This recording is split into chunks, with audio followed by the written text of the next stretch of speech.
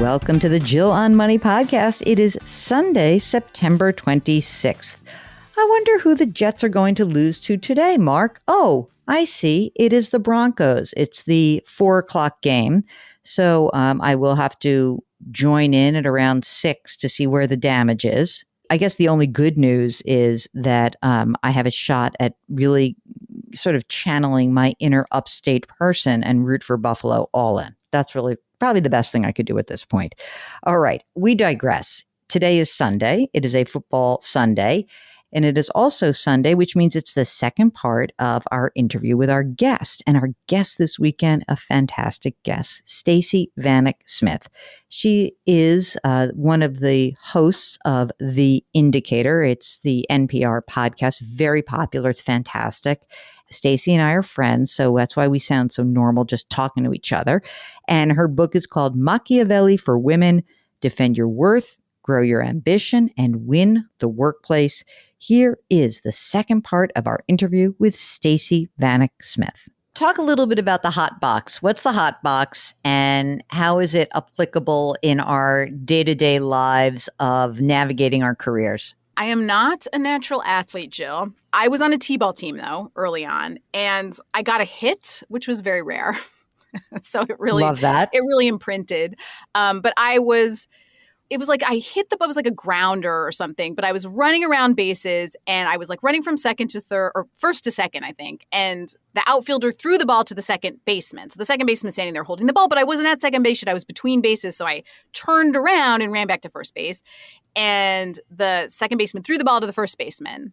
And so basically I was running back and forth and I wasn't out, but there was no way I wasn't going to be out.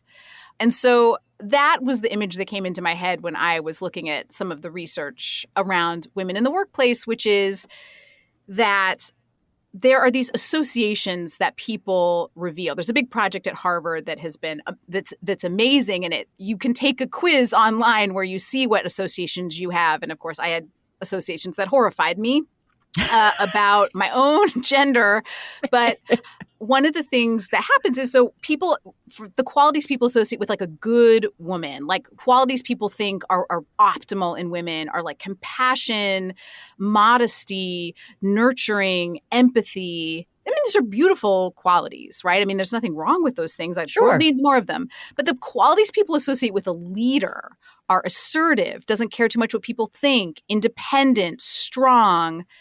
And so what happens when women get into mid-career or start getting into management and leadership positions is one of two things happens. If they are very kind, sweet, and sort of doing all the things that makes them a quote-unquote good woman, they will not be taken seriously for management positions or promoted.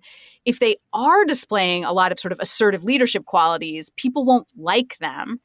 And that can bite you too, right? Because it's like you kind of leave a bad taste in people's mouths. People have made a lot of points that like female politicians often struggle with this.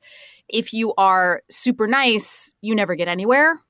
If you're, sort of assertive the way the men are, you can get a certain amount of the way, but then often there's a hard ceiling there because people are like, well, she can do the job. She's competent. She's a leader, but I don't know. She just seems a little cranky.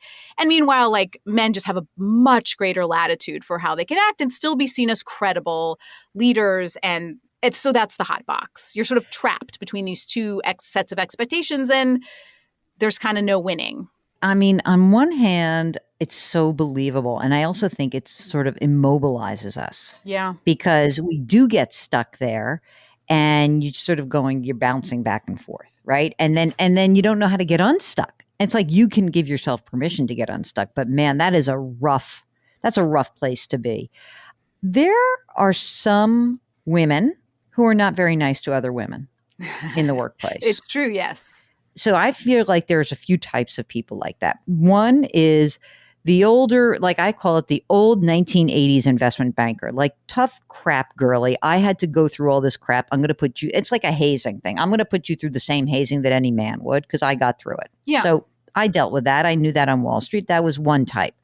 That's not what I'm talking about. I'm talking about more of like a contemporary who still seems to be really tough on other women. What advice do you have for people who encounter those kind of people in the workplace?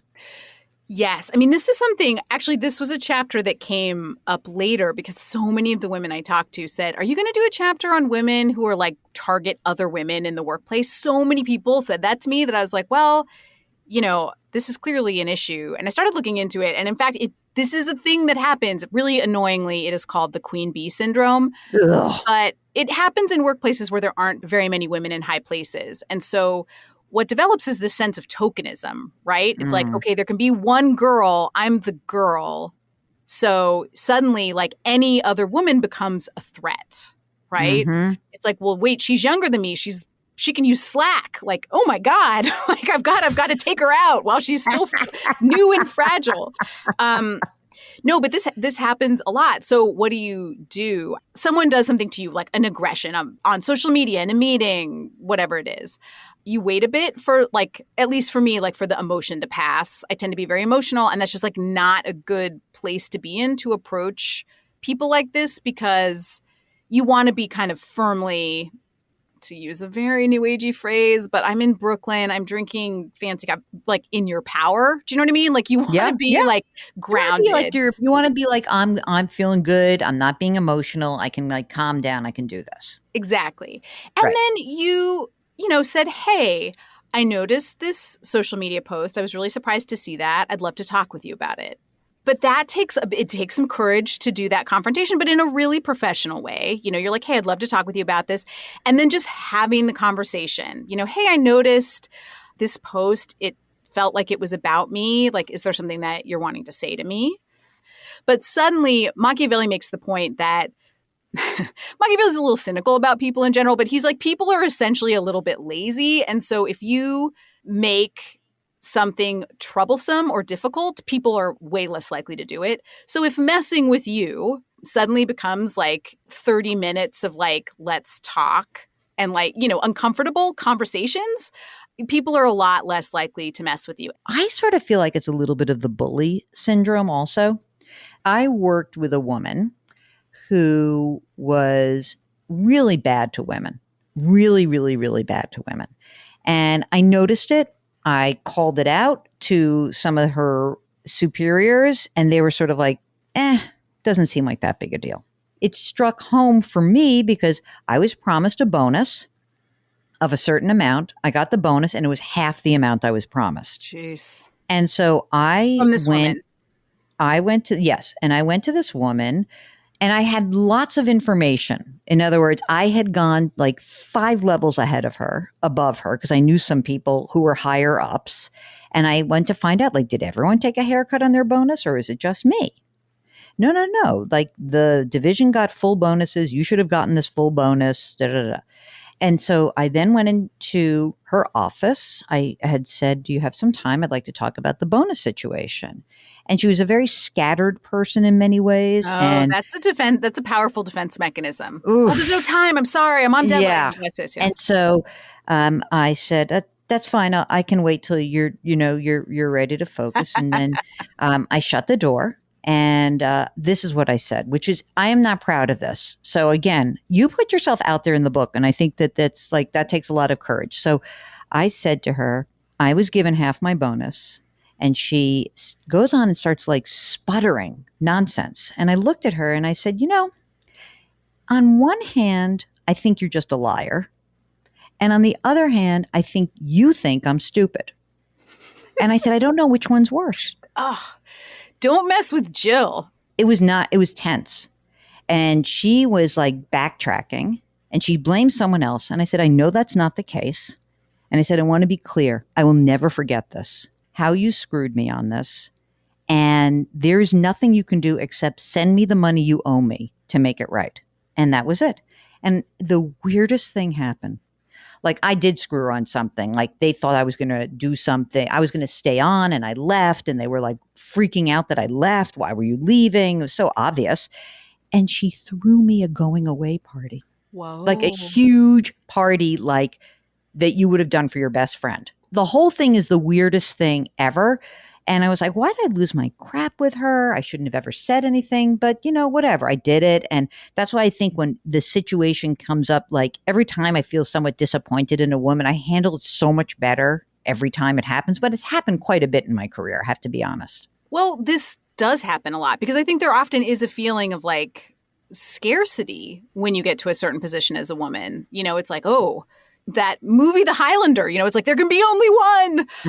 And so there's a feeling of, and also if you don't feel super powerful in the workplace, it can be tempting to want to pick on other people. This is like, there's always the classic story of the bully who's being bullied by a parent or something like that.